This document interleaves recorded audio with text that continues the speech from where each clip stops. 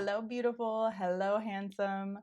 If you're new here, welcome. If this is your first time back, I'm so glad to have you. Thank you so much again for watching and supporting.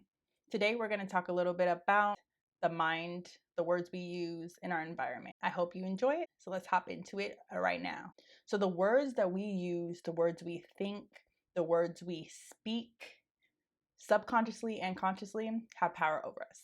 We don't really realize it because we're just kind of going about our life day to day. But just think about the things we think, the environments we're in, how do they serve what we want to do in life, our purpose, our goals, our ambitions. I think about myself the last about 2.5 months. I kind of was thinking a lot, like thinking, how can I be a better blank, just in different various areas of my life. And I kind of came to this conclusion that I wanted to stop listening to so much music that wasn't really serving me. Example, like I like hip hop, I like rap, I like R&B, I like new music, I like beats. But I had to really sit back and think, like, how is this music impacting me? Thinking about like how songs, the lyrics and what they're saying, how it would impact me. There would be songs, think about like people like in my age group. I'm 32. So if you grew up listening to like 80s, 90s, and early 2000 music, there's a lot of glamorizing, what is it called? Like cheating, glamorizing, calling women out their names, glamorizing violence and certain things like that. I had to sit back a couple months ago and say, who do I want to be? I don't want to be a person who attracts a man who is okay with calling me a B word. Do I want to be a person who attracts a cheater? I don't. I don't want to be singing You're My Little Secret because I don't have a little secret. Like, future bae is going to be bae and the only bae. There won't be a side bae, a secret bae, any of that. so I had to start thinking about those things, like what is the music I'm listening to, or even the social media posts that I'm consuming. What are they saying? So like over the last 2 years, actually, I've been blocking social media accounts that either I don't agree with, because I do follow accounts I don't agree with just to spice things up, but accounts that I don't want to think the way they think, if that makes sense. I'll block them. I'll block like the shade rooms and other accounts like that. And so about 2.5 months ago, I decided I'm not going to listen to any music unless it's uplifting. So I was listening to like beautiful chorus and just different people who have uplifting music. I listened to my Jesus jams. I would listen to only like podcasts and audiobooks that were positive and that were serving me. I really made sure that I consciously paid attention to the lyrics versus just the beats and what sounded good. I did pay attention to what made me feel good. So I would listen to like different like Latin music and things like that because the beats made me feel good, like the vibe, just the energy, the happiness. And so I challenge, you to really sit back and think, what am I listening to? And does that align with the version of myself that I want to be? Just as important as it is to watch your physical environment, it's important to watch your mental environment. And so that's why music is something I really think people should pay attention to, because we're constantly listening to music. We're constantly listening to things. Another thing I kind of avoid is I don't watch the news. Like, I live in a household that watches the news a lot. Short version of my story is I lived in California. After my dog passed, I ended up coming to Vegas to live with my grandparents. And my grandparents love the news. It's just, they've always been that way. In my house, I didn't watch the news. Like, the news was never on. Matter of fact, I like banned it from my house. So unless somebody was in my apartment with my dog and I wasn't there, like, there was no news. So getting used to like the news and things like that has been an interesting, I don't know the right word for it, but interesting experience. But that's an example. Like, I would really challenge you not to watch the news, or watch it very minimally, because most of the news is negative. I remember years ago, I brought up an idea. I was like, what if I made a news station with only good news? And I remember friends laughing at me. They were like, "Why? That doesn't even make sense. Good news and news doesn't go together." But really, news just means news. There's no like good or bad before it. But now, if you look at the news, it is associated with bad news. Somebody got robbed. Someone lost their life. Someone is going to jail. Someone was drunk driving. It's always something. The world is ending. Where somebody's sick. Somebody had a stroke. So I just really challenge you to look at those things, as well as like social media. What posts are you really like consuming? Are you paying attention to all the different celebrities and what they're doing. I also think of jobs, like when your job environment. So I actually worked at a job that I did not like, and I quit it just recently. And I remember being in that environment, how toxic it could be. Like the words people use there, the things they said, like, oh, I hate my job, or I hate making this pay. The environment was just very toxic. And it's like, what did you expect, Alana? Coming into this environment, what did you expect? And so when I was in the environment, I started to like listen to other podcasts, listening to audiobooks, uh, listening to YouTube. Basically, I subscribed to all the accounts that I loved, and I would just listen to YouTube videos all day long. Pretty much all day long, I listened to podcasts, audiobooks, YouTube. Because I wanted to create a kind of sanctuary within my environment, because I was in this environment at this job, but I was not of this environment. And even though there was times when I got sucked into it, I realized, or not that I realized, I knew that I had to get out of it. And that's something else I'll talk about later, about comfort being a dream killer. But I was there being comfortable. It wasn't really comfortable, but it paid the bills. It was close by to my house. But every time I was there, I had anxiety because of the fact that I knew that I did not belong there. I knew that I was meant for something bigger, and that I was hiding and shrinking myself.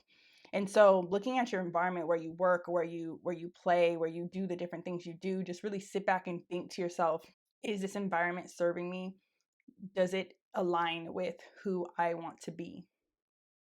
And that takes some like real examining. Like for me, I live in a house where, they're different than me. Like I said, they watch the news. So I do things like I go in my room and I read, or I'll go outside, or I'll go walk, or I'll go on a hike, or sometimes I'll just drive in my car and go to another place and just sit in the car. Like whatever you have to do. It could be journaling. It could be maybe you don't feel safe leaving a journal at your house.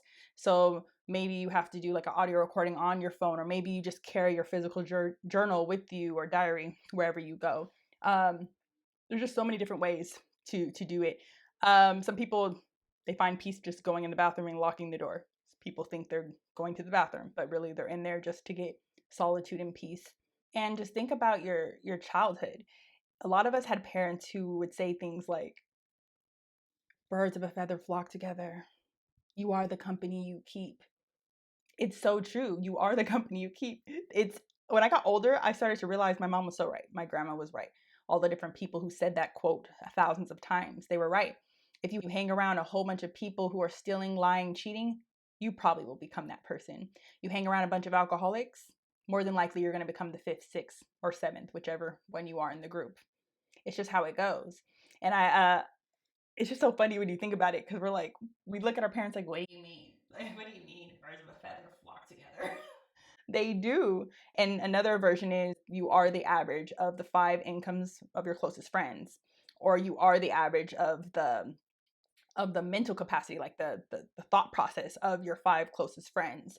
And so when you think about that, what you really want to do is get 5 or 6 close friends who make more money than you, or who are better at you than in business, or who are successful, or who stretch you. Because if you hang around those people, you're going to become that 5th person, or that 6th person.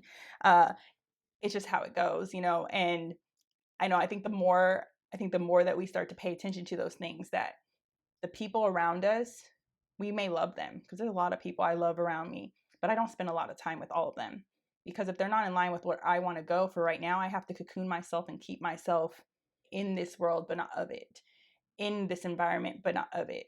I want to be successful. I want to be able to change the world. I want to be able to help and impact people, and maybe one day be a coach of coaches, or a leader of leaders, and to be able to serve humanity and people in a way that's so much bigger than me. But if I hang around people who play small, or who don't want to get out of that bubble, when and how would I be able to become everything I just said that I wanted to be? Another example of environment is, you think of alcoholics. They tell you when you're in Alcoholics Anonymous, from what I understand, not to go to the places and be around the people that you were around before. And so for me, I used to drink. I used to love drinking. People who may watch this, who know me, know that I used to love drinking. I used to love the taste of alcohol. But the truth was, I just did it because I wanted to be numb. Like I was so unhappy with my life that I just wanted to be numb. And over time, I kind of evolved and I stopped drinking as much. And then now I'm at a point where I haven't drank in almost 3 months, not because I'm just trying to not drink, but because I just haven't had a desire to. And it's because I'm not in the environment. I'm not going to bars. I'm not hanging around people who drink. I kick it with myself. I have fun reading my books or, traveling alone or with people. I have fun going to museums and aquariums or spending time with myself at the park, swinging on swings, taking myself on dates, going to the movies. I have fun genuinely by myself. And so I know when I'm with other people, I could have fun too. And this is something I just hope people really see, that you don't have to be what other people are. You could be yourself, your unique self. And so just really look at your environment.